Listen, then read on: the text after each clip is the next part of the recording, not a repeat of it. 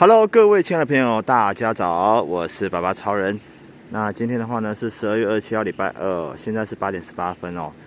今天的话呢是我们公司这个冰淇淋公主的生日，哦，好像是30几岁，我不知道几岁啊。哦，女孩子的这个生日哦，这个年龄啊是秘密，哦，不清楚，好像未满30。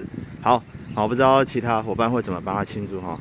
OK， 那天气的话很明显已经回暖了哦，因为我早上每天5点多都去买早餐嘛，那可以明显感受得到，就是已经没有像前几天一样这么的冷了哈，还不错。哦，不过美国那边哦，姑姑在美国那边哦，那边的话就真的好冷哦。现在的话应该也是还有负10几度吧，在明尼苏达州哈，姑姑在明尼苏达州那边当科学家。好，那边的话算是美国的最北边嘛。好，那美国最北边靠近加拿大的话，那边就当然会比较冷一些些。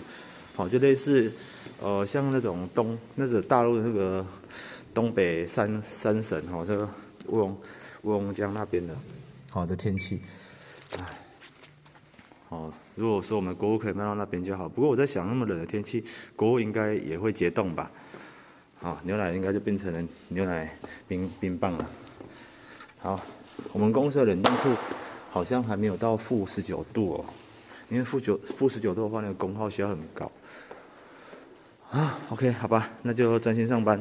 好，专心上班。OK， 各位朋友，祝福你们有个愉快的一天，拜拜。